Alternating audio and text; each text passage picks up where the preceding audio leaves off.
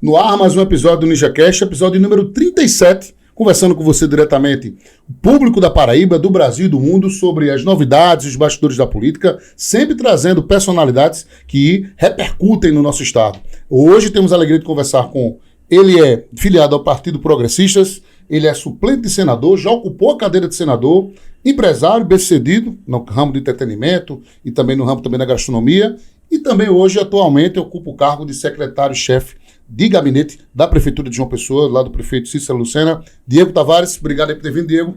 Alegria contar com você hoje aqui no nosso NinjaCast. Eu que agradeço a você, Ninja, a João, enfim, a todos que fazem. Para mim é um prazer muito grande poder aqui vir. Eu que gosto de assistir, eu sou um dos fãs de podcast, do Ninja também. Obrigado pela referência. Então, me sinto muito lisonjeado em estar aqui. Para mim, também como fazer parte da gestão do prefeito Cícero, vai ser bom que a gente tenha sempre explanando aquilo que vem fazendo, combatendo os fake news, combatendo as mentiras, que é natural que aconteça isso nessa nova política, que podemos dizer, envolvendo as novas tecnologias. Então é bom que a gente tenha aqui para a gente bater um bate-papo, falar um pouco da história e também passar o que a gente tem pensado para o futuro de João Pessoa. Prestar contas, grande João Gabriel, mais uma vez, aí vamos para mais um episódio, né, meu irmão? Mais um episódio.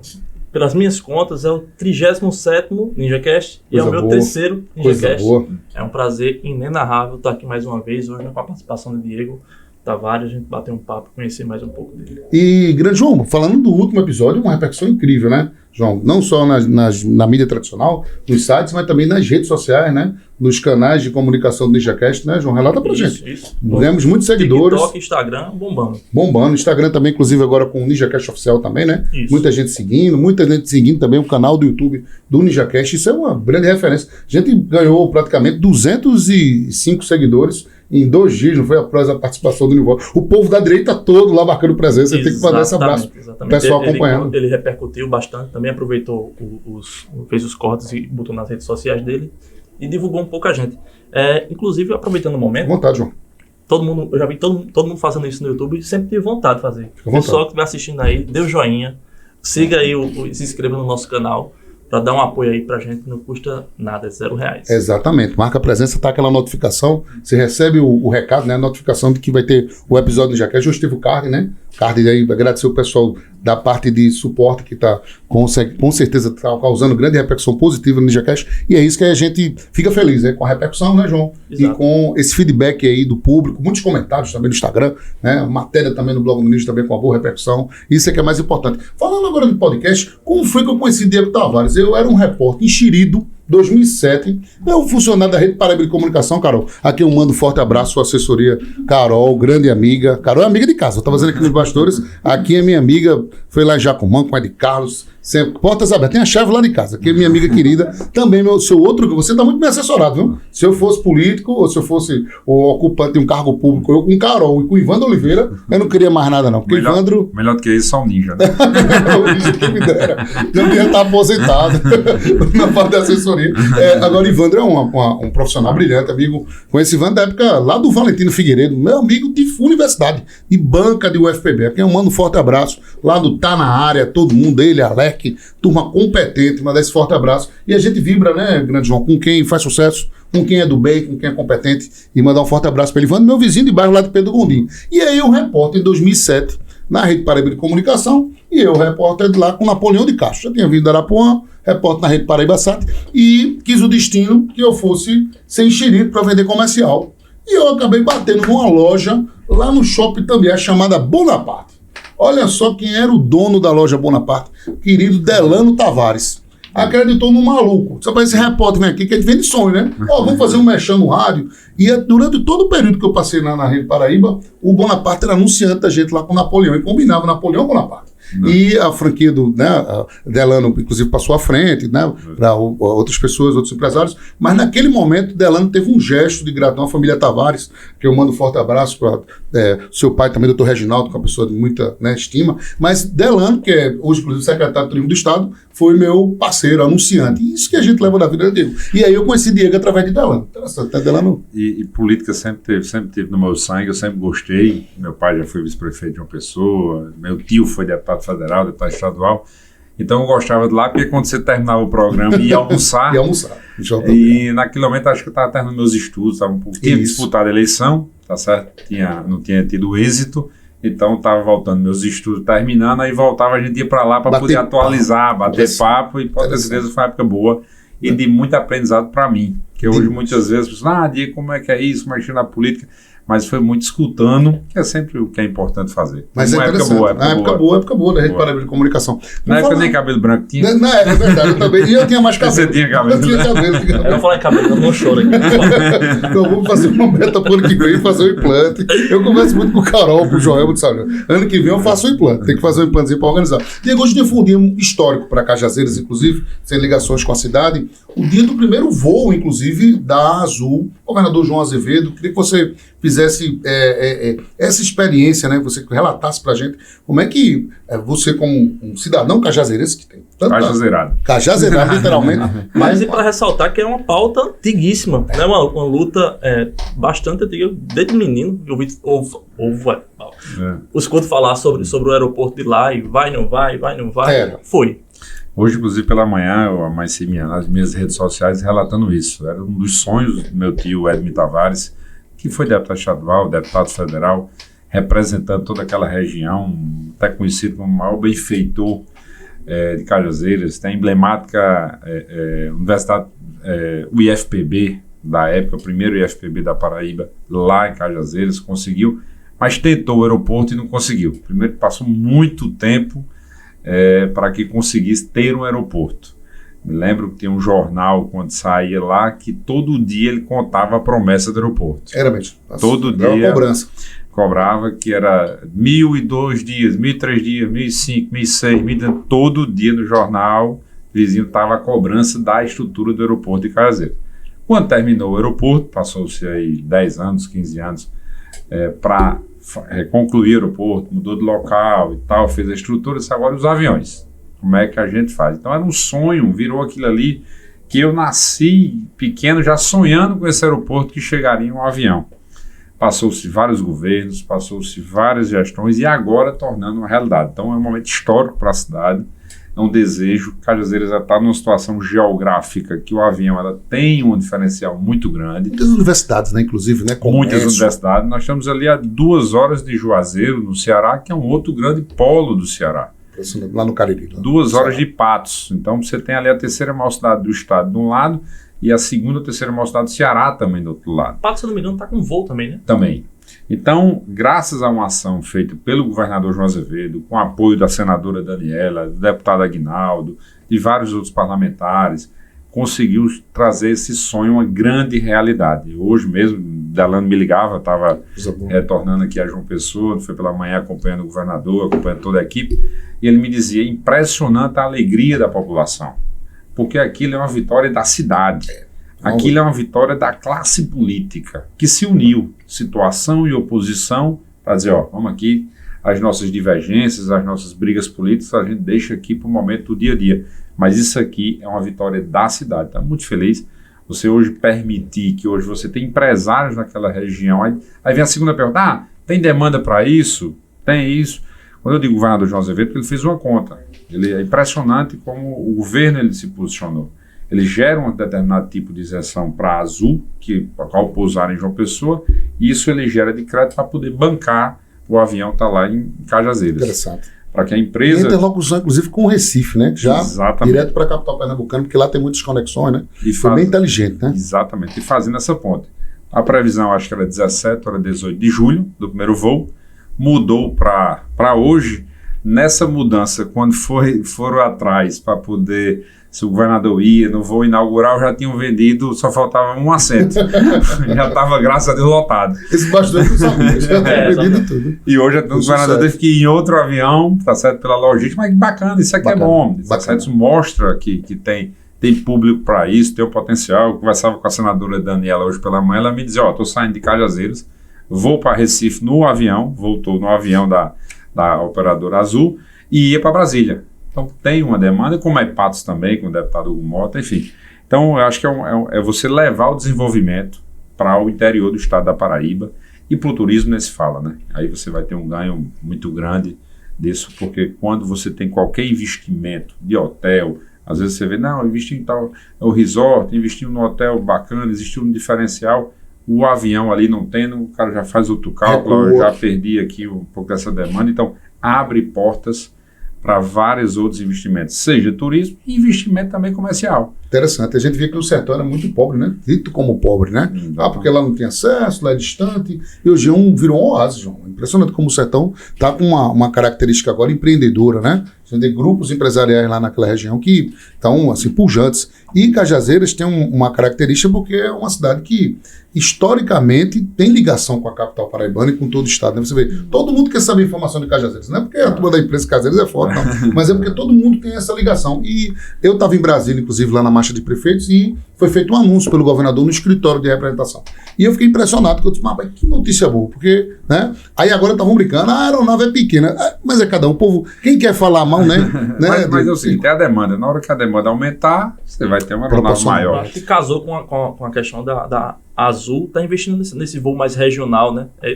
Já eu vi uma matéria esses dias falando que eles estavam realmente investindo nesse setor, tentando estimular a rede a ser acionada e aí sim partir para aviões maiores. Né? Eu cito um exemplo, a gente foi um determinado momento, como você já citou, eu sou empresário, em um determinado momento nos ofereceram a oportunidade de Juazeiro.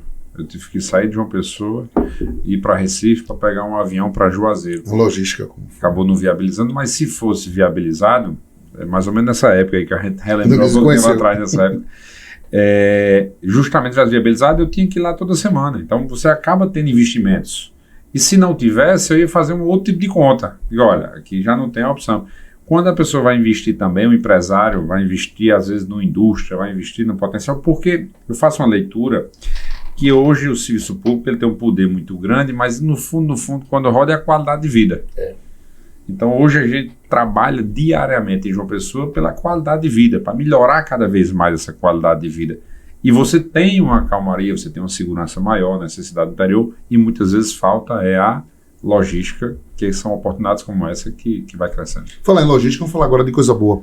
Como é que você tem visto, Diego Tavares, essas parcerias estabelecidas entre o governo do estado, o governo João Azevedo e o prefeito Cícero Lucena? A gente viu que, né, a politicagem, muitas vezes as pessoas tentam dar pitaco, fulaninho vai ser o vice, não vai, mas existe um sentimento diferente, João, que é a questão das duas grandes estruturas, duas máquinas públicas hoje estarem, né, olhando na mesma direção.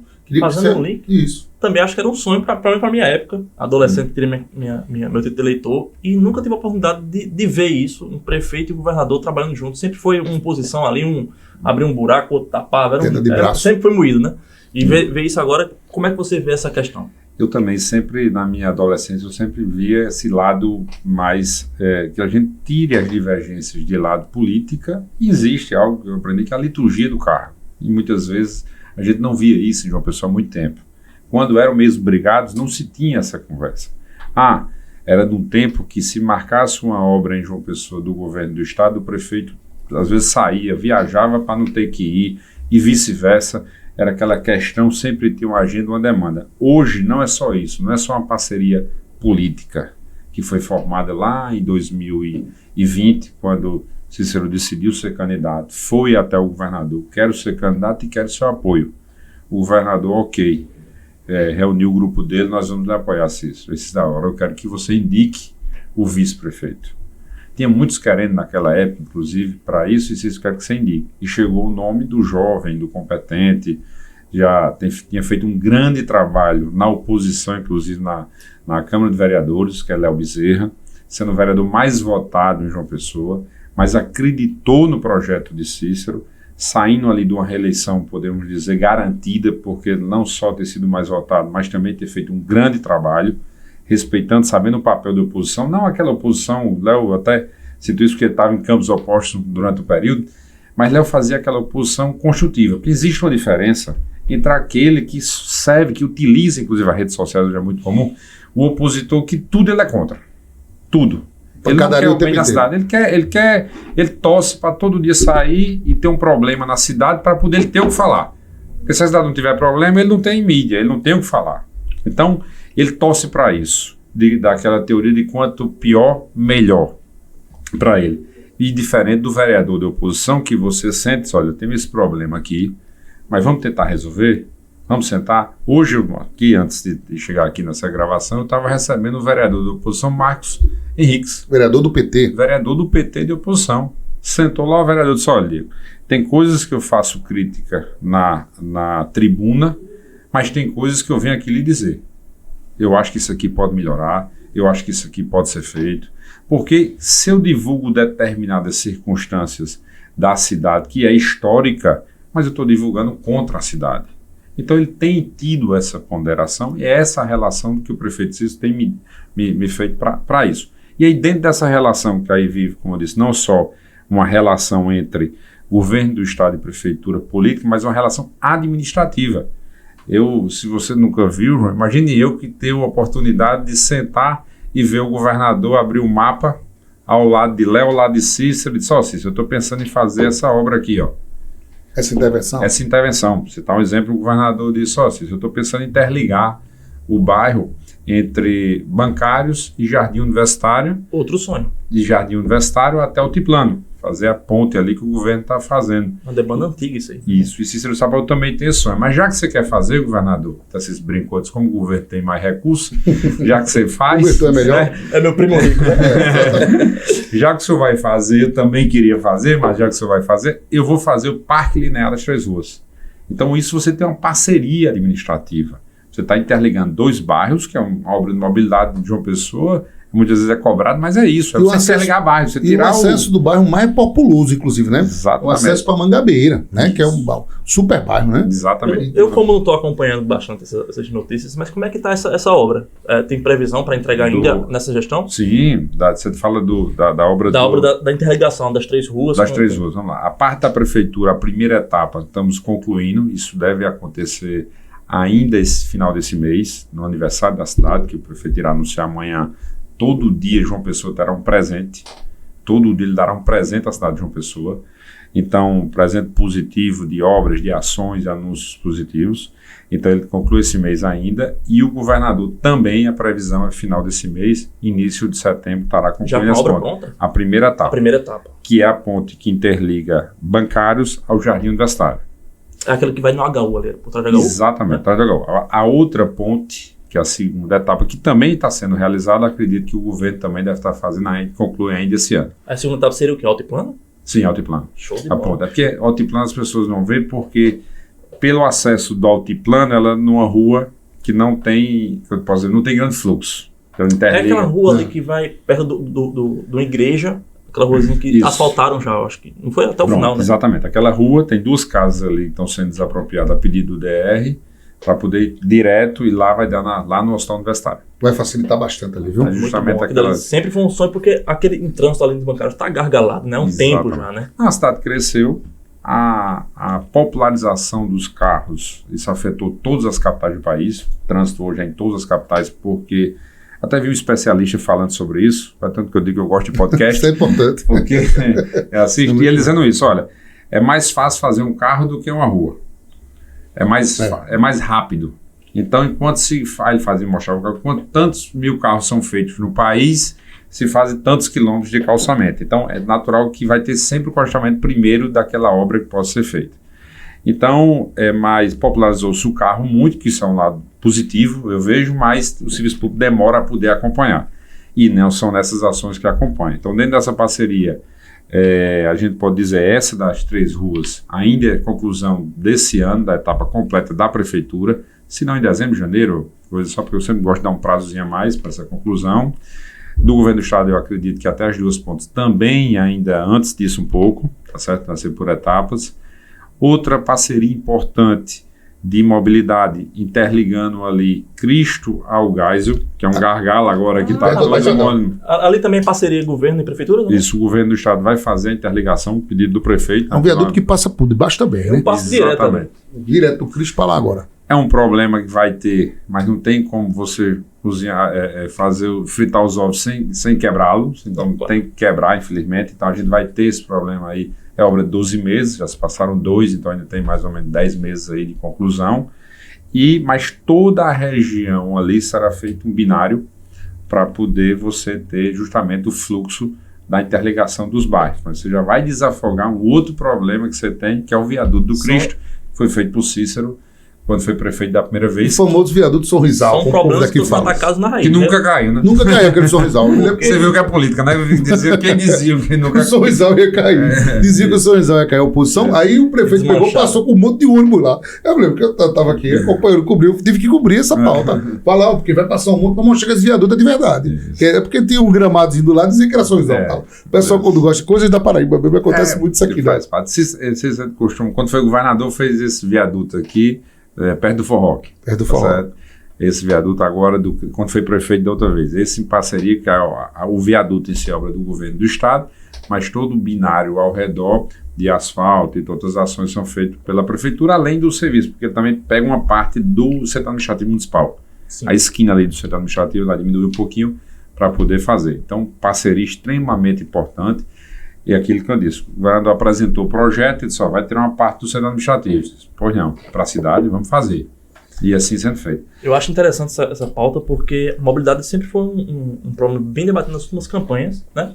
E eu vi muitos contornos sendo feitos, sugestões ali que a gente sabe que são sugestões para um curto prazo, mas esse tipo de problema só ataca com um problema sendo atacado na raiz. Né? E essas soluções propostas aí, tem uma também aqui interessante no Bessa. Se não me engano, aqui ao redor do Aeroclube também, que estava ruim aquele trânsito ali também. Né? O Aeroclube, a prefeitura já fez tanto o Parque da Cidade, a primeira etapa é de mobilidade. O Bessa estava um bairro que você tinha dificuldade nos horários de pico de sair e de entrar, grande dificuldade. E o bairro cresceu muito verticalmente, então você tem aí um fluxo muito grande. E as mesmas vias, né? E gerando também mais ainda na principal avenida da cidade, que é a BR. Que essa é outra questão que envolve mais a parte federal, então torna-se um pouco mais burocrático. Também tem outra triplicação lá, andando há um tempinho, né? Exatamente, tem essa questão mais demorada aí. Mas ali a prefeitura já fez algumas questões imediatas. A prefeitura, ao assumir, por exemplo, ali perto do Bessa Shop, ali já abriu a terceira faixa, a rotatória ali já melhorou aquele fluxo ali sendo realizado, e agora com a primeira etapa, que está prestes a concluir, também nos próximos dias estará concluindo, apesar de que o prefeito já abriu as ruas para poder a passagem de carros. Asfalto, eu já vi, passei por esses dias. Sendo realizado. A gente não sabe muitas vezes como é que vai entrar. Então quer dizer que dali é a primeira etapa. Tem mais etapas ali. Se não me falha a memória, são mais 20 e poucas ruas que vão ser asfaltadas por ali para poder gerar aquele fluxo. No projeto final tem a ponte que será feita paralelo ali, para quem vai pegar o retão, ele vai subir pela ponte. Já tem outra ponte mais na frente que está sendo desenhado. Então toda aquela ação, essa que eu estou falando é a primeira etapa. Essa ação do Aeroclube é governo do estado também parceria ou é prefeitura apenas? Prefeitura de uma pessoa, mas conta também alguns aspectos com a parceria com o governador. O governador sempre tem colocado à disposição de poder ajudar. Como ele é feito por etapas, porque você tem a etapa de mobilidade, a gente já tinha parte desse recurso, então acabou sendo executadas. Você tem a parte da infraestrutura do parque e a parte ambiental, que é outro detalhe. Recebendo esse projeto, é do Lemarx, houve alguns ajustes que precisavam ser realizados, foi feita a entrega, a apresentação, mas houve alguns ajustes, então nesses ajustes eu acredito que deve estar concluindo esse projeto para que a gente comece a licitar. Posso citar outra parceria, se fala muito de parcerias aqui com o governo do estado, mas citar da saúde. Essa eu considero as mais importantes. Inclusive, o próprio governador, numa dessas reuniões com o prefeito Cícero, o governador, o prefeito Léo, acho que nesse também estava o governador Lucas, e o governador dizia, olha, tem uma coisa que me incomodava muito, era quando eu andava pela Paraíba e as pessoas diziam, faz 6 anos que eu estou esperando a cirurgia, faz 8 anos que eu estou esperando, faz tantos anos. E muitas vezes as pessoas, o governador disse, eu achava, não é possível, esperando 6 anos, 7 anos, como é que a pessoa está esperando isso e tal, não tem condições. Chamou o secretário e disse, isso é verdade? O secretário disse, é verdade. Fazemos um cálculo, a urgência ali você acaba fazendo, não tem estrutura suficiente e vai realizando. Então o governador começou a pegar por segmentos, é cardíaco, é neurológico, é ortopédico, e começou a zerar essa fila fazendo o Opera Paraíba. De imediato ao apresentar isso, o prefeito disse, eu quero fazer o Opera JP. Boa. E assim é feito hoje. Parte é feito no Hospital de Trauma, parte é feito no Hospital Tarcísio Buriti, o hospital complexo ali em Mangabeira, conhecido como Trauminha. Então, essa estrutura. Para isso, precisou reformar a estrutura do Trauminha. Quem foi lá recentemente, Até o deputado de oposição elogiou essa semana. Eu acho que não só a estrutura, teve uma reformulação toda ali do hospital, né? Administrativa também, né? Ali é trocar o pneu do carro andando de Fórmula 1. É impressionante. Porque não para. Mas ali precisou fazer, a entrada precisou ser mudada enquanto ali estava funcionando, porque você tinha uma sobrecarga de horário em alguns pontos. Por exemplo, você chega um sábado à noite que tem um grande show na cidade. Você acaba naquela região, acaba sufocando, não tinha onde ter, as pessoas ficavam esperando ou ficavam na maca, se tiver. Então mudou essa logística para facilitar essa entrada. Alexandre, que é o doutor Alexandre, tem feito um grande trabalho, abriu um novo centro cirúrgico, reformou, me ligava já essa semana que estava reformando um novo refeitório para dar mais dignidade às pessoas que trabalham. Tem um fato até interessante que ele chamou de enfermeira de 20 anos. Foi mesmo. Ele entrou, não posso dizer isso aqui, mas... Pode dizer. Ninguém está vendo entre nós, né? Mas ele me dizia que entrou e disse, chamou a enfermeira e disse, eu quero que você me diga quais são os nomes dos pacientes que estão na sala. Ela olhou e disse, não, isso aqui não precisa não. Isso não precisa. Isso é extremamente importante. Essas pessoas estão esperando. Isso não é assim. Vamos ali. Quando ele entrou, que ele olhou para cima, quente. Isso foi resolver isso agora.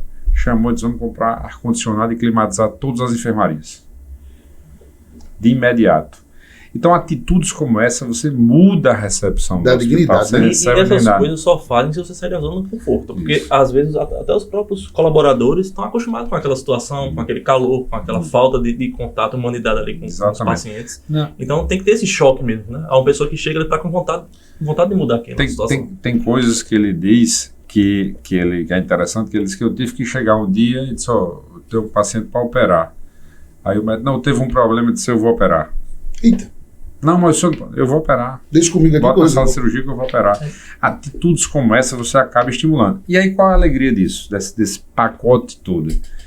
Um dia, o prefeito recebe uma mensagem de uma funcionária, não sei especificamente a função, acho que até enfermeira, que ela disse, prefeito, infelizmente, amanhã nós não vamos fazer um mapa que faz das cirurgias. O prefeito pegou aquilo ali, olhou aquela mensagem, alguma coisa já estava ligando para o secretário, porque isso é nada admissível, você esperar, chegou a segunda mensagem, porque não tem paciente. Então limpou. Agora limpou. Matou o publicista, deve ter sido então, isso é a notícia. Então, para você ter uma ideia, quando Cícero assumiu a prefeitura em janeiro, tinha 26 pacientes no Dom Rodrigo, esperando cirurgias que não podiam receber alta, fora os que estavam no trauminha. E você, 2 anos depois, recebeu uma mensagem dessa, que todos que estavam lá estavam operados, que hoje que der entrada de urgência e emergência é operado com 2, 3 dias. Imagine pessoas que estavam a tempo. Agora, tem uma demanda ainda reprimida, porque aí você tem não só o acúmulo histórico, como você tem a pandemia que foi parada de cirurgias. Essa está indo buscar para poder, vamos zerar essa fila. E foi assim que está zerando a fila da pediatria, foi assim que está avançando. O doutor Luiz tem feito um trabalho gigante dentro da saúde, porque ele está olhando para a solução. Agora, a saúde é uma indústria.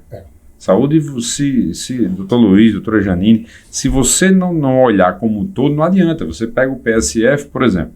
O prefeito disse, eu vou acabar com a zona descoberta na cidade de João Pessoa. O que é zona descoberta? É o paciente que chega no PSF e diz, eu quero ser atendido. Diz, não, você não é daqui não. Aí ele vai para o outro PSF que fica a 5, 6 quilômetros. Aí ele chega lá e diz, não, você não é daqui não. Eita.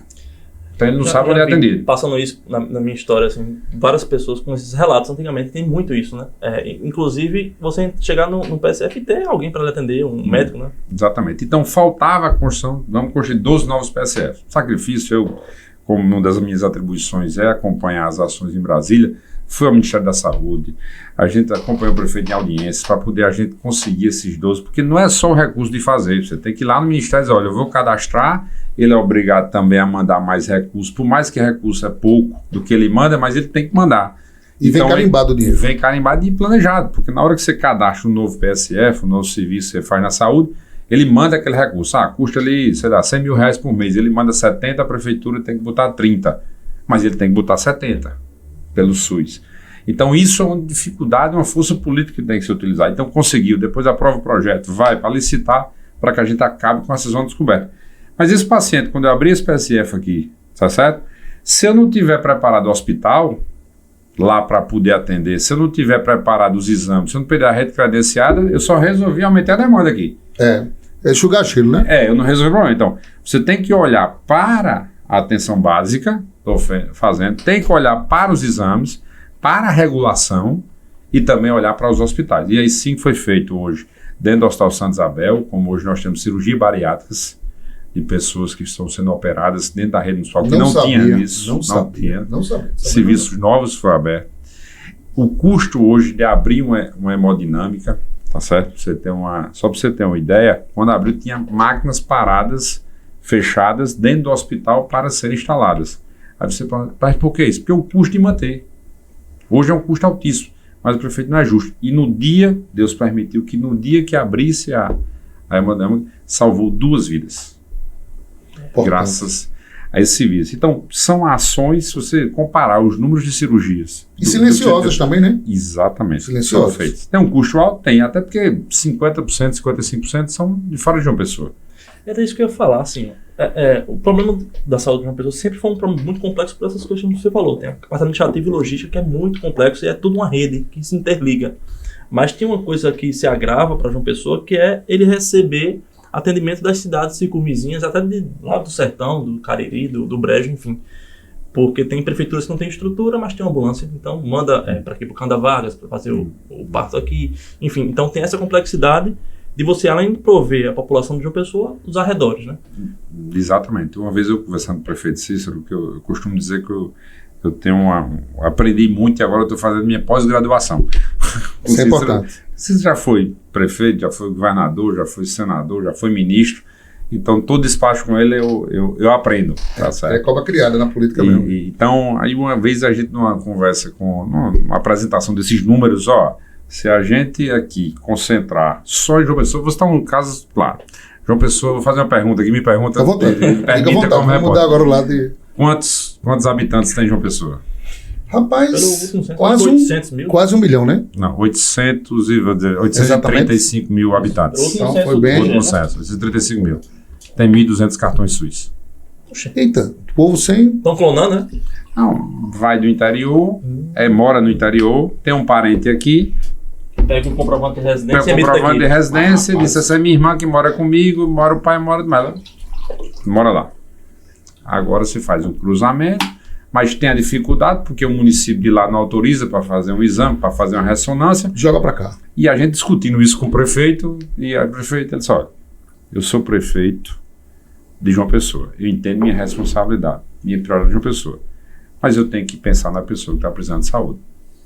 Então não vamos por esse cálculo, nesse raciocínio aqui não, porque eu hoje sou prefeito, já fui governador, então a gente tem que pensar uma solução que a gente consiga atender. Global. Exato. Nem que eu vá em Brasília, nem que eu vá no governo do estado, nem que eu vá pedir. Isso torna mais complexo. Não, muito o Valentina, o pessoal todo dia do Conde. Não é muita gente do Conde vai para o Valentina, porque não tem muitas vezes assistência lá na cidade e corre para lá. E muitas vezes a pessoa diz, não, mas ele está sendo referência, mas o que chega lá no custo é 20%, 30% do que chega de recurso do Conde, por citar um exemplo, para o município, porque lá a rede não dá 30%, 40% do atendimento daqueles usuários, daquele cidadão. Então, assim, é complexo. Mas, assim, mesmo assim, acho que a gente avançou muito na saúde. Estamos reformando, tá certo? A previsão para o mês de agosto é que sejam entregues 8 PSS reestruturados. Estamos licitando, já algum processo de licitação, 12 novos PSFs na cidade de João Pessoa. Ambulâncias sendo entregues esse mês. Nos próximos dias, o prefeito estará entregando 12 novas ambulâncias para a cidade de João Pessoa, além das outras para a rede hospitalar. SAMU agora, também, para o SAMU, que é um grande problema aqui na cidade, né? Para o SAMU, tá certo? E isso é um esforço tremendo. Vocês sabem acompanhar o que foi o governo anterior federal, a dificuldade que se tinha de ambulância. Mesmo assim, conseguiu e hoje é uma realidade chegando para terminar a cidade de João Pessoa. Você tem o Centro de Doenças Raras, é uma referência que hoje está dando o laudo da criança com autismo com 8 dias. Pessoas que esperavam 6 meses, 8 meses, tem pessoas que esperavam 1 ano para ter direito dentro da rede municipal a ter um laudo de criança que é autista para poder ter o benefício. Não sabia disso não. Hoje, com 8 dias está sendo tirada, é o Centro de Doenças Raras, mas quando a criança ela vai lá, autismo não é considerado doença rara, mas o médico diz, não é doença rara, mas é autismo, está aqui o laudo. E vai lá e com 8 dias vai buscar. Isso então, é aberto à população, a entrada nesse Não, entra pela rede. Tem que passar pela regulação de alguma coisa. A porta de entrada é o PSF. Ou urgência, quando você tem a questão da urgência e emergências hospitais. Mas, ao agendar, e que era tudo sobrecarregado na FUNAD do Estado. E mais uma parceria, João Pessoa, Prefeitura, porque esses frutos a gente vai colher muito na frente. Vou citar um exemplo agora, o aniversário da cidade, estava hoje pela manhã sentando a equipe hoje da comunicação, da Prefeitura, governo do Estado, o prefeito Léo, fechando a agenda de inauguração. As câmeras, um exemplo disso, a Secretaria de Segurança pedindo a oportunidade de usar as câmeras, como pedido no passado, para usar da CEMOB, agora a CEMOB está pedindo a da polícia para poder usar. Então, integrar, né? Fica sem aquele rame-rame, sem aquele moído, sem aquela coisa de dizer, rapaz, vamos sentar aqui, vamos gastar energia para melhorar. Então é uma qualidade de vida. E quando você vê hoje, como aconteceu na imprensa semana passada, que diz assim, João Pessoa, uma das melhores cidades do Brasil para se visitar e para se morar, não é à toa. Essa qualidade de vida não surge assim, do céu. Não é do nada. Essa qualidade junta a essa junção que é extremamente importante, e por isso está tantas e outras ações que é importante. Falou um pouquinho aqui de saúde, mas na educação, por exemplo, a revolução que está acontecendo dentro da educação de João Pessoa, que a gente só vai colher isso lá na frente. Os tablets, né, também, inclusive? Eu costumo dizer que os tablets, tá certo? Ele é um item de tantos outros. Eu vou citar só... Se fazia muito em João Pessoa pela infraestrutura. Dizer, reformei tantas escolas. É 1, é 2, é 3, é 4. Se eu não me engano, o prefeito entrega a 26ª semana. Esse cálculo são números de creche e tal. Entendi. Mas o que acontece? Inclusive entrega a reforma da maior escola da rede municipal de ensino, agora no aniversário da cidade. Mas não é só você fazer a infraestrutura, que é importante, teve que ser feito, porque tinha escolas que não tinham a parte hidráulica suficiente, que faltava água 3 vezes por semana. É o básico, né? 3 vezes por semana naquilo ali, e a criança algumas vezes ia embora, porque faltou água aqui, não tem como as crianças fazerem a merenda. A própria merenda é um item fundamental. Exatamente, né? Não tinha. Então você, além de fazer toda essa estrutura, hoje queria convidar vocês a visitar um padrão de qualidade. Aí você olha para a escola dentro da sala de aula. O maior reajuste da história de João Pessoa para os professores. Então, você está valorizando aquele que cuida das crianças. Dentro da sala de aula, coloca o cuidador para a criança com deficiência intelectual e autismo.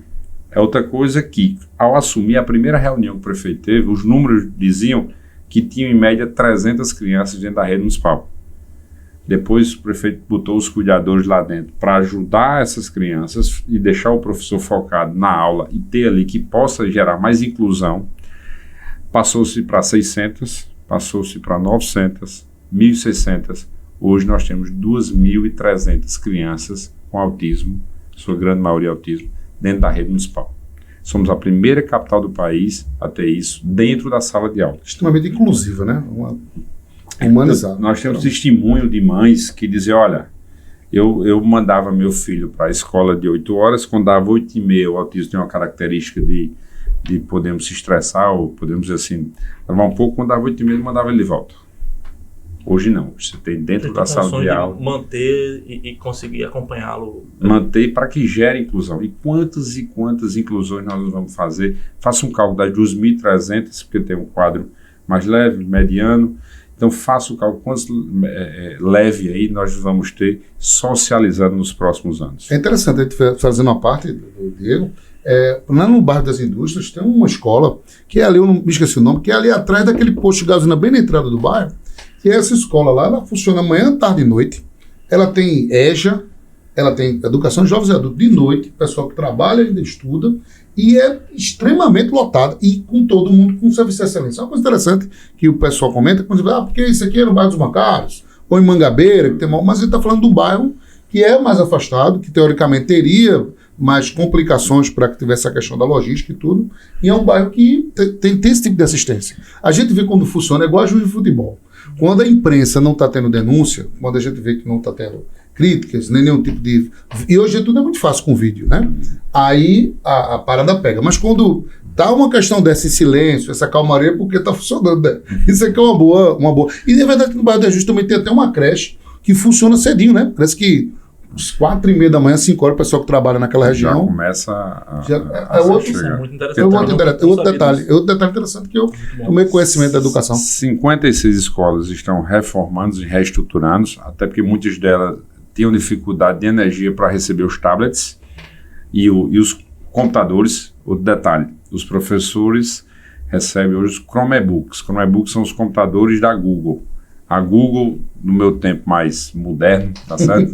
Sou jovem. Aqui é tecnologia de informação. Acho que nós somos, pronto, você conhece? É expert de Google. Pronto, já que você é expert, é a maior biblioteca do mundo. Sim. Tá certo? Então você tem hoje na mão do, podemos dizer assim, na frente do professor, a maior biblioteca do mundo interligada com os tablets. Aí começa a oposição a dizer assim, os tablets é para jogar. Não pode. Os jogos que tem lá são jogos educativos e programados. Aí você vai e compra umas mesinhas, tá certo? Vocês viram essas mesinhas, tá certo? Que é um computador. Que aquelas mesinhas justamente vão ajudar a inclusão das pessoas com autismo que eu citei, mas não só outras crianças, desenvolvendo aquilo. Aí eu me faço uma pergunta, você faz uma denúncia sem estudar o que é porque faz... Você viu o valor. Fazer, né? Vai fazer ou é maldade? Aí, ou é desinformação ou é maldade? De querer gerar um desgaste. Aí a oposição tem desespero. Aí é desespero total. Por quê? Porque ele fica criando onde não tem. A oposição fica arrumando detalhes, tá certo? Não tem. João Pessoa vai completar 438 anos. Na cidade de 438 tem diversos problemas. Se você rodar, você vai achar. Não tem. Agora, dizer que a João Pessoa que se assumiu dia 1º de janeiro é bem melhor do que a que está hoje, dentro de uma realidade. Agora, também tem um momento que você tem obra em todas as áreas. Está um exemplo claro aqui. A gente falou várias ações, mas das praças. Praça aqui em frente mesmo, nós temos os estúdios da Praça do Carro Antigo. Momento de convivência, de cultura, enfim, fantástico e tal, de relação, além de outras praças sendo realizadas. As pavimentações de rua. Outro detalhe. Mais de 1.000 ruas estão sendo calçadas e o prefeito disse não prometeu essas 1.000 ruas. Após assumir, fez as parcerias e vai ser 1.000, hoje calculando mais ou menos 1.060 ruas na cidade de João Pessoa. Dessas ruas não está nas principais vias, ela está nos bairros mais distantes que muitas vezes os gestores não fazem porque não é visto, só é visto quem mora lá. Mas tem mais um detalhe aí, que essas ruas todas são com calçadas padronizadas e acessíveis. Isso representa 40% a mais no custo do calçamento. Então, se fosse só números por fazer, como muitos fizeram, nós estamos falando que o prefeito estava dizendo, eu fiz 1.500 ruas. Mas falar em rua, lá da minha casa tem uma que é uma situação também que é muito, vamos dizer assim, clássica aqui. Jaguaribe. Que era aquela situação das ruas que na prefeitura constava como calçada, mas ela nunca foi calçada, nunca vi um calçamento, nem esgoto tinha. Então, uma dessas ruas que eu passei lá perto de casa e vi, o pessoal tá asfaltando, calçando, era uma rua dessa. Então, existe algum trabalho também de investigação aí, de melhoria nessas situações de ruas que estão lá no sistema da prefeitura, lá de planejamento, como calçada e na verdade não estão? Hoje não existe mais. Hoje o geoprocessamento, o sistema que foi atualizado, nós fizemos um mapa da cidade toda, o investimento foi feito na cidade, todo o mapa. Eu vi até algumas pessoas, chega para mim, não, o IPTU aumentou um pouquinho. Aí, eu fui vítima disso aí, mas eu tenho que foi isso? Aí eu vou lhe dizer o que é que deve ter acontecido. Pegou a foto, você ampliou sua casa, ampliou ali, quando o mapa... Área construída, né? Área construída, quando ele passou por cima, bateu a foto e disse aqui a área construída. Mas eu pago com gosto. Não. Então, provavelmente, por quê? Foi a atualização do mapa da cidade, tá certo? Que é feito, e não existe mais, justamente não existe mais essa história de que tem rua, consta como calçado, não tem. O que vale é o mapa atualizado, foi feita uma revisão. Quando tem uma dúvida, vai lá, olha, mas hoje eu digo que a precisão é mais de 99%, 100%, podemos dizer, essa precisão de ter a questão da cidade. Então, são várias obras em todos os bairros da cidade. Não existe uma obra, um bairro hoje que não tenha sido beneficiado, seja com calçamento, seja com a escola, com a educação. Agora mesmo, as crianças saem daqui para ir para o Balé do Bolshoi. Estrutura, paga. Então, o projeto da educação, quando eu digo, é você olhar a escola do futuro. tudo isso que eu estou falando, você fechar os olhos e imaginar como é que vai ser essas crianças daqui a 20 anos, 15 anos, a nova realidade. Existe um projeto chamado CODE. CODE em inglês, a linguagem não é muito boa, mas CODE em inglês é programador. Você que é da área de tecnologia, eu já vou falar. Minha profissão. Isso. Então, dentro da rede municipal de ensino, existem 11 mil crianças que foram selecionadas. Essas crianças cada um tem um monitor. Esse monitor recebe uma bolsa da prefeitura para poder acompanhar.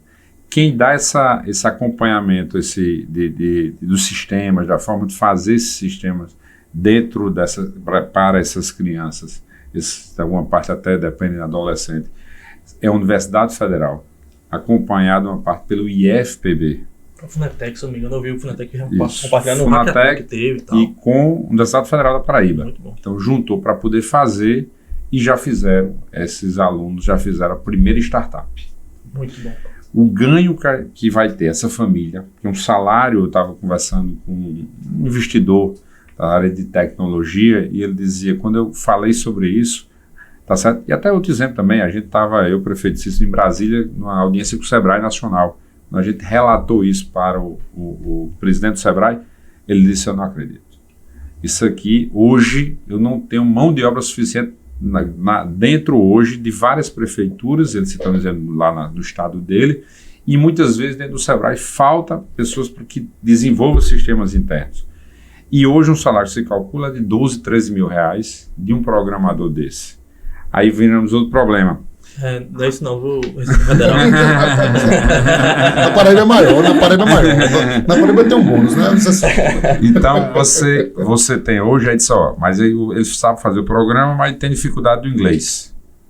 Aí o que é que o prefeito fez, junto com a professora médica, que inclusive parabenizar a professora médica, professor Luciano, todos que fazem educação, porque ninguém faz o volume de ações na educação de uma pessoa, é só o prefeito, é só o vice-prefeito, não. Isso aí conjunto, né? É um conjunto de você valoriza o professor que está dentro da sala de aula, de você ter a importância de os diretores nossos serem eles sem indicações políticas e sim com não desmerecendo isso, porque não quer dizer, mas você tendo uma questão da indicação do diretor ali da escola ser alguém que seja concursado, que seja alguém dentro da área, então valorizando os concursados do município. Então são várias ações que estão sendo realizadas, mas o que é que acontece? Quando chegou, eu disse, não, qual é a série que começa o inglês na rede municipal? No 4º ano.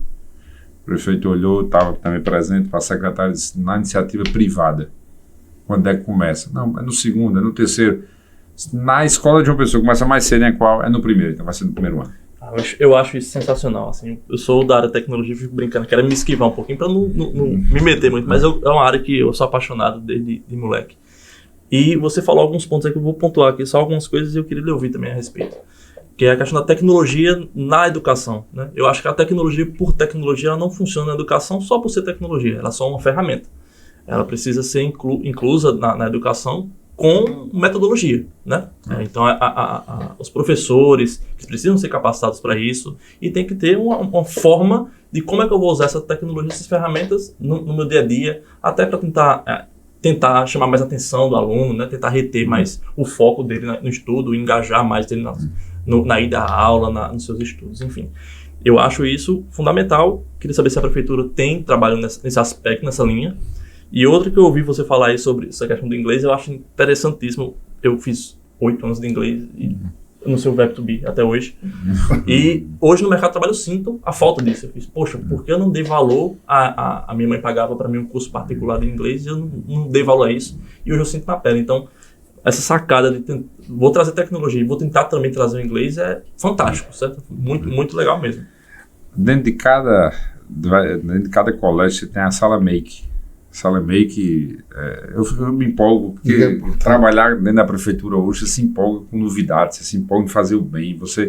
Eu me renovei com essa gestão do prefeito Cícero, do prefeito Léo, porque você acaba vendo coisas que você sabe que vai colher o fruto lá na frente. E tudo que eu estou falando aqui não é falácia, não é sair atirando, não é dizer, não, vamos conhecer, eu quero conhecer, eu quero falar. Mas, por exemplo, dentro da sala Make, você tem lá um projetor, vou falar a linguagem mais, não sei se é da área, mas um projetor que ele fica na parede, montada e a parede embaixo. E ali funciona como um quadro. Eu sou do tempo que eu peguei a mudança do giz para a lousa. A lousa já era uma novidade. Já é novidade. Hoje, você pega lá, ele faz, não só pega a parede, como ele escreve lá no quadro, na parede, mas ele também acaba usando, eu quero ver um vídeo aqui do YouTube. Então ele divide a tela, puxa o vídeo, mostra, gente, essa aqui tal. O aparelho tem a caixa de som. Eu quero aqui abrir uma página na internet, porque olha, eu escrevi isso aqui, quero abrir aqui uma página na internet. Faz. Não, eu quero ter um aluno, pronto, eu quero que o aluno, já que tem um tablet aqui, ou tem um computador, eu quero interligar para você responder a pergunta aqui no seu computador na frente de todo mundo. Então, é você trazer a tecnologia, que eu não vivi isso tive a oportunidade, meu pai médico e tal, ter uma condição de poder pagar na escola privada, eu não cheguei nem perto de ver isso.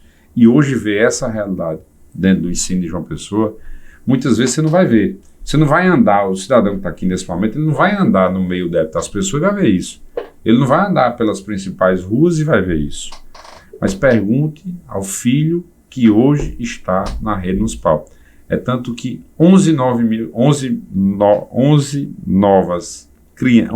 novas crianças entraram na rede municipal neste último ano. Então, muitos, pandemia, pós-pandemia, tiraram, vou trazer para cá. A pandemia já foi um desafio tecnológico e educacional também, exatamente, né? Porque como é que eu vou fazer uma rede, eu não sei quantos alunos tem no total na rede municipal, mas como é que eu vou dar aula para esse monte de gente aí? O pessoal lá tem internet em casa, o pessoal tem um material para assistir. Como é que a prefeitura lidou com isso? E você imagina que a questão do tablet, quando na eleição de 2020, quando a gente andava pela rua, que Cícero dizia, eu vou dar o tablet a cada criança, a pessoa dizia, isso é mentira. Virou chacota, virou chacota. Brincadeira, né? Tinha card que as pessoas mandavam, Cícero prometendo. Tinha gente que dizia, é inviável, é impossível. Aí eu até fiz uma pergunta um dia desse, perguntaram a mim, disse, não, porque disseram que era impossível ter isso, que não tinha dinheiro suficiente. Aí eu faço a pergunta, onde é que estava esse dinheiro? Tá certo? Porque esse dinheiro já existia. Cadê o dinheiro que estava aqui? Cadê o dinheiro? Tá certo? Já existia. Agora, precisa ter prioridade. A prioridade de uma gestão que cuida das pessoas.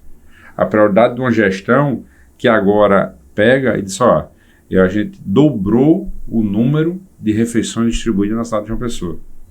Através das cozinhas comunitárias e dos restaurantes populares, mais de 1 milhão de refeições estão sendo distribuídas na cidade. E não só isso, é a terceira refeição. Você agora tem a refeição do almoço e tem a terceira refeição do jantar. Um novo programa que é o Bora Comer. Para comer. Bora comer. Bora comer? Bora comer. O praia de 20 anos atrás. Tem um para comer, né? O Bora Comer, que permite justamente de que, além disso, construindo 4 novas cozinhas comunitárias na cidade de João Pessoa, permitindo um restaurante popular novo que foi entregue no centro da cidade. Então, você se preocupa com a criança que está na escola, você se preocupa com o pai, muitas vezes, a mãe que às vezes não tem uma condição financeira ali, principalmente naquela fase, porque é uma segurança para quem perdeu o emprego. Você imagina um cidadão que perdeu o emprego e ele está ali sem renda. Ele tem aonde ter a refeição. Além disso, pão e leite, que não existia, um compromisso do prefeito Cícero. Hoje, 7.500 pessoas, famílias beneficiadas. Eram quantas, Diego? Não existia. Não existia? Zero? Zero. Não, mas já teve no passado, não foi Teve pelo governo do estado há 30 anos atrás, quando Cícero quando Laura Emília foi vice-governadora, quando Cícero foi prefeito, pegou, mas pela prefeitura é a primeira vez. Você tem esse programa. E aí você tem 7.500 beneficiados e estamos ampliando, o prefeito já determinou que amplie esse quantitativo, estamos, a questão só da licitação, da burocracia para poder ampliar. Então é uma segurança para que você tenha um cidadão. É você olhar e dizer, peraí, se isso aqui precisar, você tem. E acaba o restaurante popular muitas vezes atendendo quem vem de fora. Aquele restaurante popular de R$1, a diferença da cozinha comunitária, que a cozinha comunitária você cadastra a pessoa, todo dia ela vai buscar, eu tenho tantos filhos, todo dia ela vai lá, ou se alimenta ou leva a refeição, você sabe quem é. O restaurante popular não, ele é R$1, tem um custo, mas ele é porta aberta. Então muitos e muitos que vêm do interior, que vêm na ambulância, que vêm no carro, acaba indo para o restaurante, mas é aquela questão com o prefeito Cícero, nós somos prefeitos, somos humanos, E nós temos que pensar, se as pessoas estão ali é porque elas precisam. Além de tantas outras ações, posso citar aqui também a questão do centro histórico, que as pessoas falam, reclamam e tal. Eu mesmo eu tenho uma opinião própria, eu tenho uma reflexão própria que eu faço do centro histórico, opinião pessoal, de que às vezes, não, do comércio do centro da cidade. Digo, olha, o comércio hoje, devido à tecnologia, ele virou comércio de bairro. Então, sofreu um pouquinho também com a pandemia, né? A pandemia também trouxe um fator ali para o centro que foi fechamento de alguns comércios. Mudou muito o perfil. Também, mas eu acho que esse aí ele afetou a todos. Na minha opinião, eu acho que ele afetou todos os bairros e tal, teve ali. A questão, eu me lembro isso quando eu era pequeno, tenho dito isso em alguns exemplos, que na terça-feira, na quarta-feira, precisava comprar algo para uma TV, para uma lâmpada, algo e tal. Aí meu pai trabalhava quando era no sábado, me pegava, a gente ia no centro, comprava para poder fazer. Hoje você pede num dia, no outro dia chega na sua casa. Você chegou em casa à noite, tá faltando isso, você pede aqui com dia 2. Você não vai mais no centro para comprar aquela demanda ali que você tinha. E quando não, no próprio bairro teu, no próprio seu bairro, tem uma matéria de construção. E aí você pode andar nos diversos bairros da cidade de uma pessoa, você vai ter uma matéria de construção. Quando o bairro está começando a construir aquelas casinhas, está em desenvolvimento, aquele loteamento, já tem uma matéria de construção ali para poder fornecer. Então você não vai mais no centro. Então o centro ele virou aquele comércio de bairro. Como solucionar isso? A minha opinião, que é a opinião do prefeito Cícero, o contrário, até melhor. É a solução que o prefeito Cícero está fazendo que eu chegue a essa conclusão.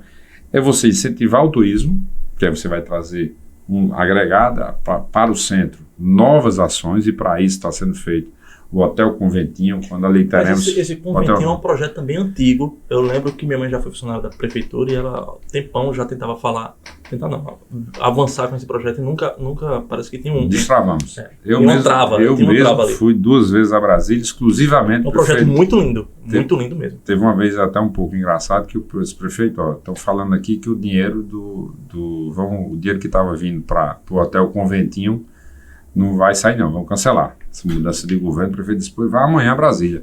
Eu disse, prefeito, eu vou marcar. Disse, vá amanhã. Disse, mas eu vou marcar. Você não tem broche, não? De senador? Vá lá, entre, que a gente não pode perder isso. Por quê? Porque isso é histórico. É igual o Aeroclube aqui.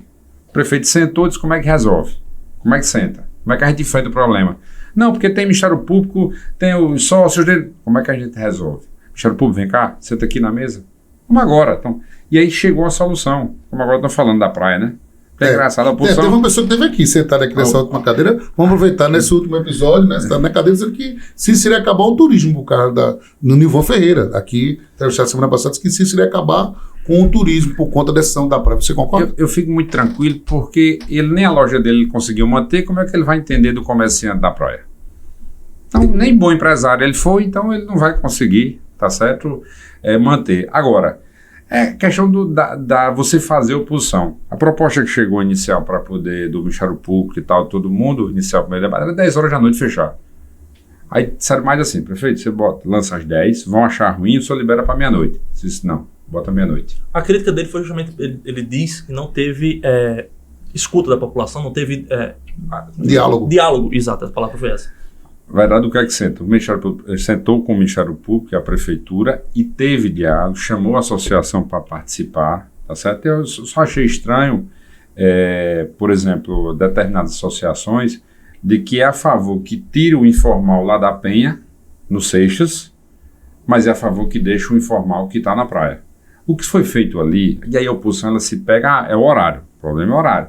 Mas ela não fala que, por exemplo, aquele que costuma dizer, aquele que eu disse, se fosse 11 horas eu pedi para meia-noite, se fosse meia-noite eu vou pedir para 1 da manhã, e assim vai ser que é natural. Agora, ela não fala que, por exemplo, nesse projeto como todo, você tem uma relação de padronização para a areia da praia.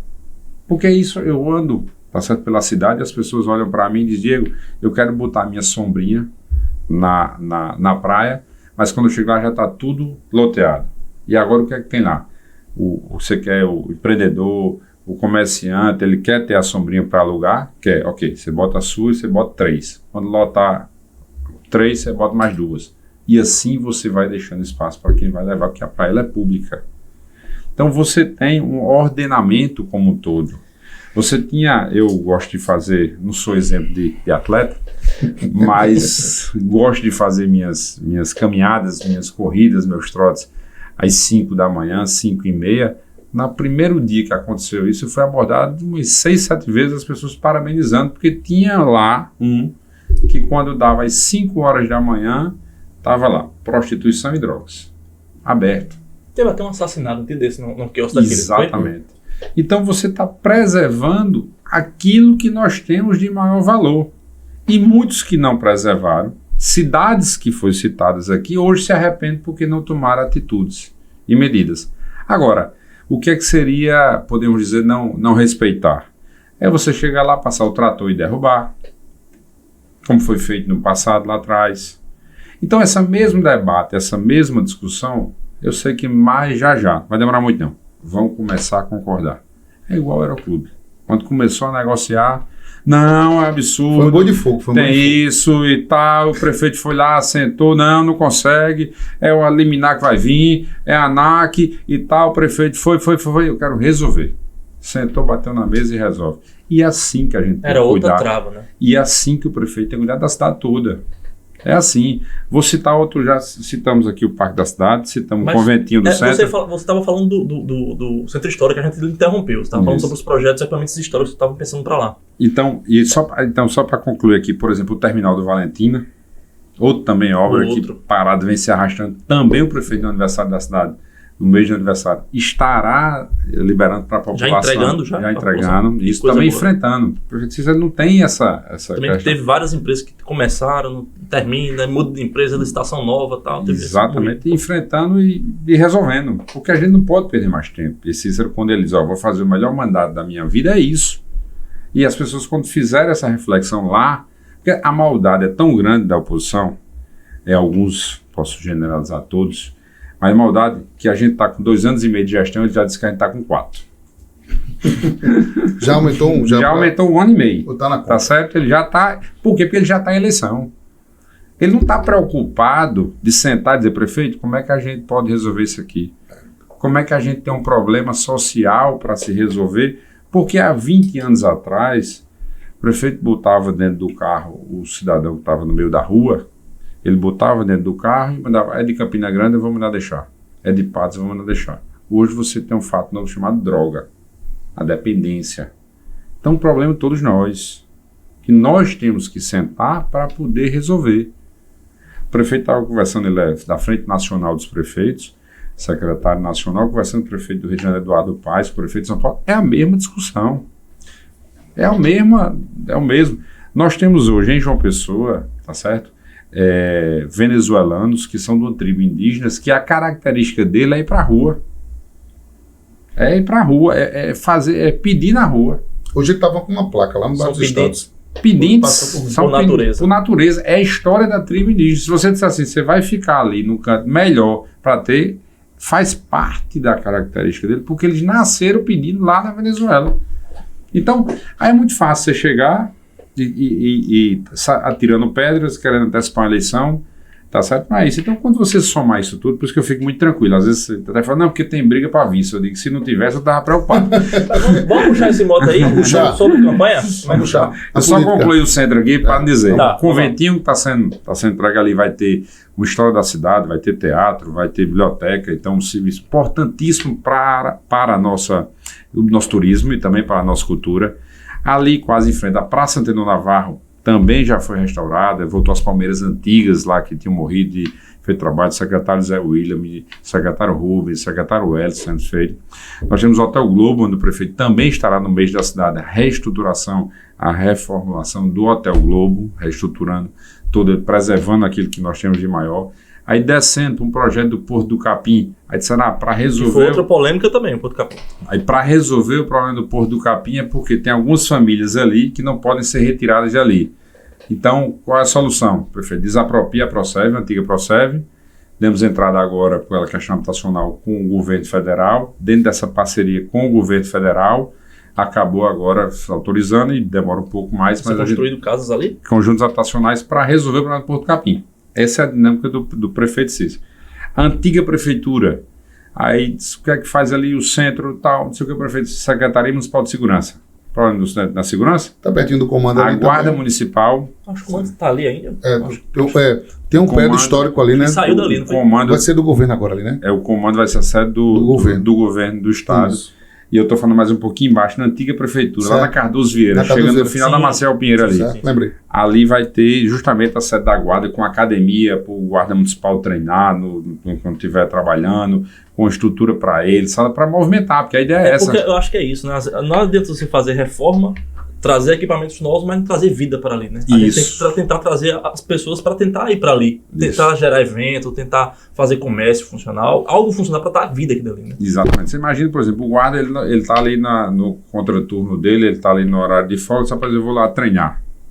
Então ele vai lá treinar na academia, eu vou chegar mais cedo, você vai dando movimento, aquilo ali que é um guarda municipal. Quando ele passar, estamos encaminhando aí para armar a guarda municipal, aos poucos, treinando, capacitando, para que a gente tenha. Zona 1, provavelmente estamos resolvendo, demorou um impasse pela burocracia aí, que nós tínhamos a questão do Tribunal de Contas e tal, tudo em ações.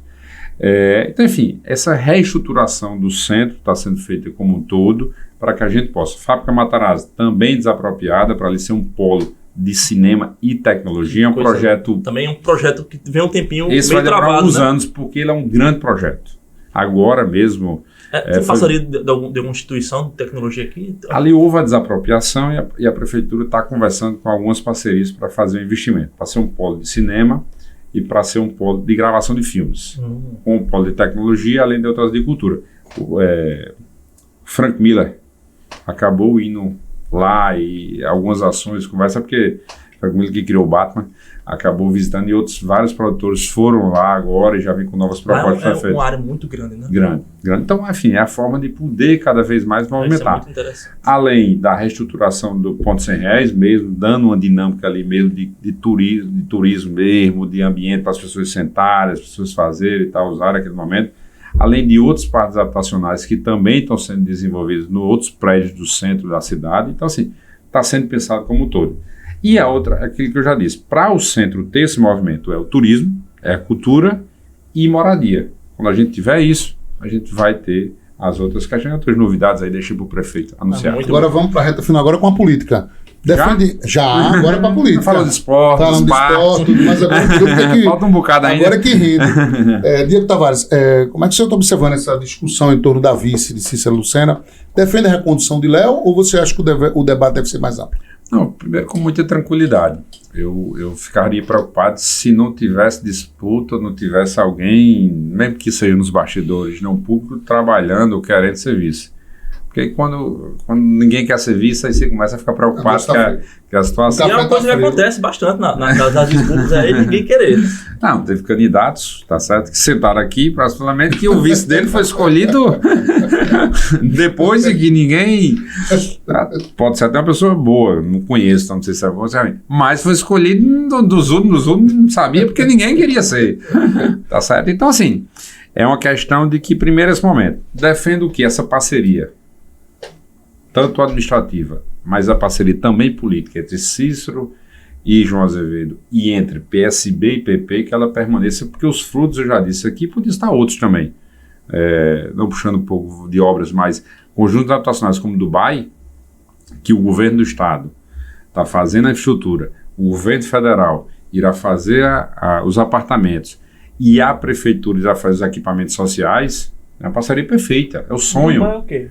Dubai era uma comunidade que tinha aqui, que foi desapropriada. Lembrei. Aí foi tirada, a prefeitura acabou desapropriando. Mangabeira. Eu dei uma viajada aqui, eu pensei Dubai. Não. Na comunidade de Dubai, acabei de expressão entendi. É até bom porque às vezes também o pessoal... Exato. Não conhece. Então assim, a parceria perfeita, você tem prefeitura, governo do estado e governo federal, esse é o sonho que eu, cidadão, quero, que eu estou na prefeitura, mas vou sair um dia, aquilo não é eterno. E eu quero sair dizendo assim, rapaz, João Pessoa é melhor do que quando eu entrei. E é isso que eu estou vendo nessa realidade.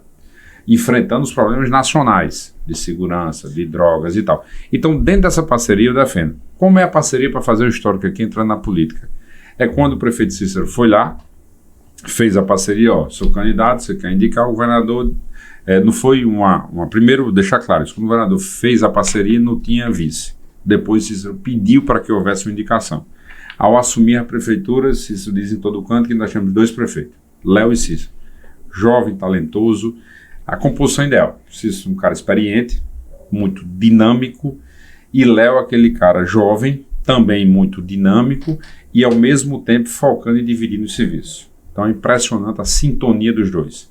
Enquanto Cícero estava, hoje a gente em reuniões discutindo algumas ações, Cícero estava no centro da cidade visitando, dizendo, o prefeito tem que resolver e tal. Então assim, e resolvendo muitas coisas, chegando para resolver. Então o time que está ganhando não se mexe. Pronto, eu defendo que permaneça a aliança, lembrando que, lógico, isso é essa aliança não depende de Cícero exclusivamente, depende de Léo, é uma aliança do PSB, respeitando as lideranças do PSB. O PSB tem grandes lideranças que seja feito. Dentro dessa mesma parceria que foi montada agora com o PP, quando nós tivemos a indicação do Partido Progressista de Lucas Ribeiro compondo a vice do governador João Azevedo, também dentro desse grupamento político, para que permaneça, porque essa é a parceria que dá certo e é essa que eu defendo. Para a gente arrematar, a gente já está com um horário adiantado. Diego Tavares, por que, na sua opinião, Cícero Lucena ele deve ser reeleito? E você acredita nesse quarto mandato, né, do prefeito? Deixa eu fazer um. Vamos lá. Rapidão. Depois da sua. Deixa ele responder. Não, eu acredito que você é meu objetivo. Agora, acredito que Cícero tem feito um grande trabalho por João Pessoa, é um apaixonado por essa cidade e tem muito o que fazer ainda. Certo? Conseguiu recursos novos, conseguiu investimentos novos. Nós não falamos aqui em várias ações como mercados, nós nos falamos, no esporte, que são ações de avanços importantes. Nós não falamos de área de turismo até um pouco, falamos, mas da própria questão do empreendedorismo da cidade, de investimentos. Toda a área tem uma ação, tem um investimento, tá certo? Em solucionar para a cidade de uma pessoa. Então, acredito que esse ritmo tem que continuar. E o time que está ganhando, eu acho que não deve mexer. João Gabriel. Você falou um pouco aí sobre sua trajetória agora dentro da prefeitura, e eu fico me imaginando aqui quais são os seus sonhos políticos, assim, para o futuro. Não falando da próxima campanha imediata, mas o que é que você espera para a sua vida aí, sua carreira política? Como é que você pretende seguir? Eu nunca fiz grandes sonhos na política. Até eu tive muita resistência em entrar na política.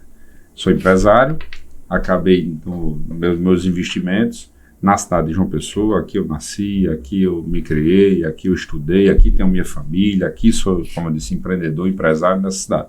Fui chamado a compor um governo, dei minha contribuição. Tive a oportunidade de ser secretário de Estado, secretário de município, e aí nessas circunstâncias políticas nunca fui buscar. 2 anos eu sou candidato, sempre diz alguma coisa. Não, Diego é candidato a primeiro lá atrás era vereador. Aí depois, não, Diego vai ser candidato a deputado. Diego, eu tive que dizer, o ano passado, eu não sou candidato. Aí dizer, mas por que tu não é candidato? Porque eu tenho a confiança do prefeito.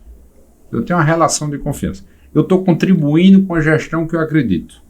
Eu estou vendo a cidade melhorar cada vez mais. Graças a Deus, me permitiu que minha feira está garantida, minha feira da minha família, que eu não precise.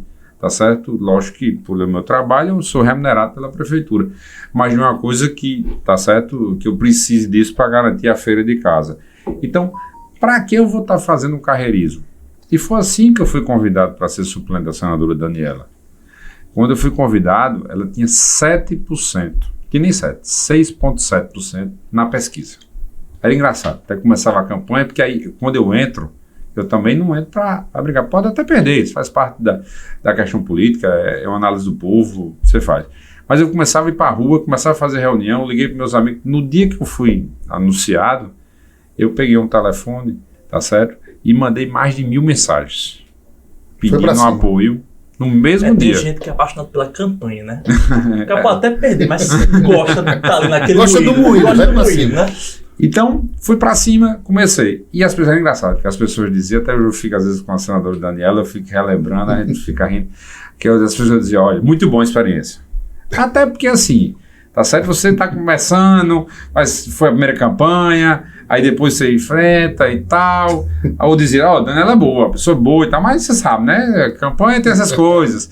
Quem vai ganhar estava definido já, os ganhadores já estavam definidos, era de um lado e do outro. Como foi? Foi com muito suor, foi acreditando.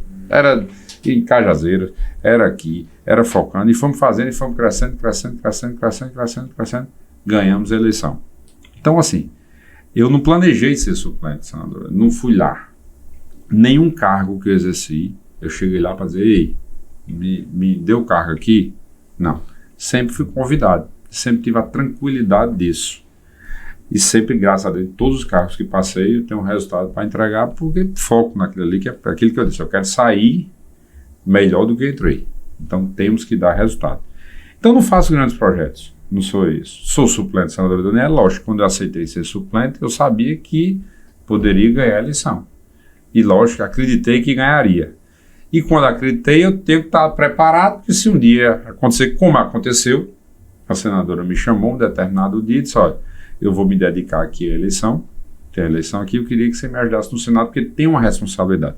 E aí, Daniela, ela faz 2 gestos naquele momento. Ela fez não só o gesto, diz que muitos diziam, ó, ela está tirando a licença e tal, aquela coisa de só assumir e tal, daquilo ali. Mas ela pegou todos os cargos que ela tinha no Senado Federal, deixou à disposição, e pediu pediu a exoneração de todos e que eu fosse nomeado. Então, eu fui presidente da Comissão de Ciência e Tecnologia em 2020. Eu fui presidente da Comissão de Ciência e Tecnologia, eu fui membro da CCJ. O ministro Cássio, do STF, a primeira visita oficial que ele fez no Senado foi lá no meu gabinete. Ele até brincava que ele dizia, não, eu peguei a lista de quem é da CCJ, tá certo? E quando eu fiz a relação, eu digo, esse aqui não tem processo nenhum. Não bateu o papo. Ele disse, eu vou logo pedir por ele, porque não tem perigo de pedir algo. Exatamente, ele vai tranquilo. Esse senador tá limpinho. Aí eu digo, aí eu disse, nem no Tribunal de Justiça, viu? Não é só lá em cima não, né? Aqui eu tenho lá local. Então assim, ninguém chega ali na principal comissão da CCJ, se não for por isso. Virei líder do Progressistas. Eu me lembro que Daniel diz, você vai assumir os cargos, então a primeira sessão do Senado está gravada remotamente, quando eu estou lá, aí o presidente do Senado, na época, Davi Alcolumbre, diz, como orienta o senador Diego Tavares.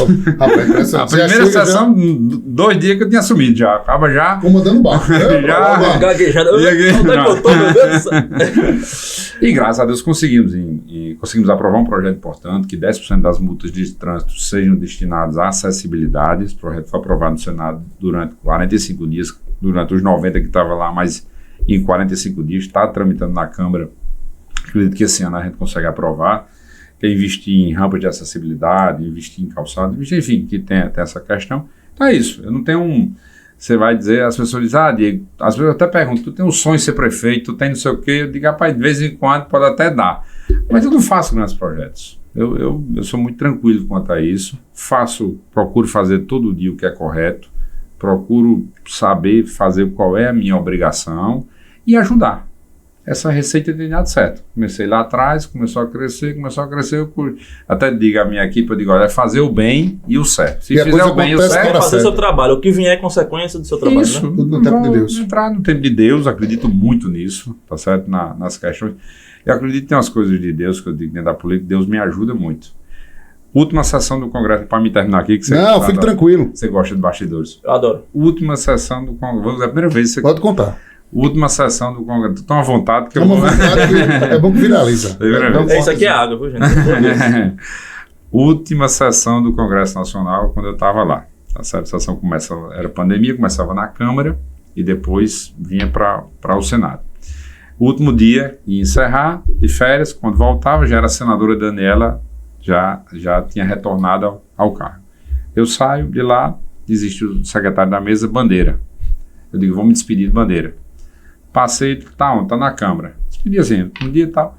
Passei, quando eu olhei, estava a sessão do Congresso Nacional. Estava o presidente, que era a deputada Soraya, que era vice-presidente, e Bandeira de lado. Eu subi, Bandeira, ó, obrigado, tal, não sei o quê, porque ele me ajudou e tal, na aprovação do projeto. Quando eu estou aqui, a deputada Soraya bate no meu ombro e diz, senador, assumo aqui que eu vou ter que sair agora. Com 22 minutos eu virei presidente do Congresso. Saiu com o pé direito. Peguei logo uma briga de esquerda com direita. Calma, eu vou cortar o microfone. Comigo aqui não. A sorte que era remota, aí na remota tinha uma deputada no computador, deputada tal, para me entender. Silenciei. Assim, fechei, graças a Deus, com chave de ouro, podemos dizer ali, de ter ali, assumir, conduzir. Essa experiência a experiência de estar ali no Congresso Nacional e você ter... Assim, Deus tem me ajudado muito, então é isso, né? Mas não deu um gostinho assim de querer voltar depois, não? Eu costumo dizer que eu estou preparado para, se a senadora surgir uma nova oportunidade, eu tenho que estar preparado. E novas oportunidades não é só, ter um afastamento. Vai que dentro dessa composição dessa aí, ela tem que assumir uma nova missão, seja nacional, seja, enfim, isso aí a gente tem que estar preparado para isso. E eu me preparei. É tanto que uma das coisas que eu fiz, e aí eu faço, me procuro estar para a situação, quando eu assumi o Congresso Nacional, eu já tinha todo o regimento interno do Senado estudado. Já tinha projetos pensando assim em apresentar, já estava tudo... Não digo projetos, em ações. Esse mesmo do 10% da multa foi uma coisa que deu um estalo, tá certo aqui, porque é que a gente pode fazer, ajudar e contribuir. Relatei projetos, participei de comissões, mas o regimento eu tinha. Já para conhecer como funciona. Eu tinha, como é que o jogo funciona, né? Teve um dia que eu estava numa sessão lá debatendo, aí eu disse questão de ordem. Eu tenho certeza que o presidente olhou para mim e disse, pronto, lá vem agora, eu quero ver quem é inovado, vem dizer aqui. E eu disse, pela lei, pelo regimento tal. Então, cara, você tem que estar preparado para isso e fazer.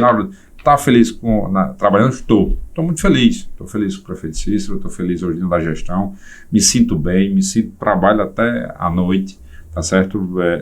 Esse é meu dia a dia, para fazer o bem, para ajudar, tá certo? Cada vez mais, essa que tem sido minha missão.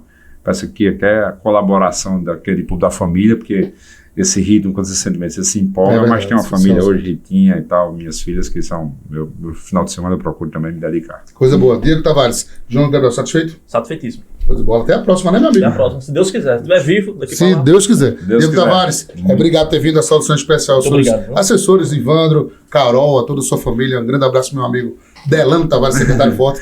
Um grande abraço para todo mundo. Com certeza, muito obrigado. Prefeito Cícero também, Marcos Vinícius, todos os amigos da gestão, Janildo, já esteve aqui também. Eu que agradeço a vocês, parabéns pelo podcast, fantástico, e me senti muito em casa aqui, muita vontade, coisas que não tinha falado, agradecer a Carol, a Ivandro, a todos aqui que me ajudam, porque ninguém faz nada sozinho. Sem dúvida. E com certeza é um prazer muito grande. Até o nosso próximo encontro, fiquem todos com Deus, obrigado Grande Assis, aí nos trabalhos técnicos brilhantes, e os amigos aqui que nos acompanham no NinjaCast. Até o nosso próximo encontro, né, João? A gente se encontra. Se Deus quiser.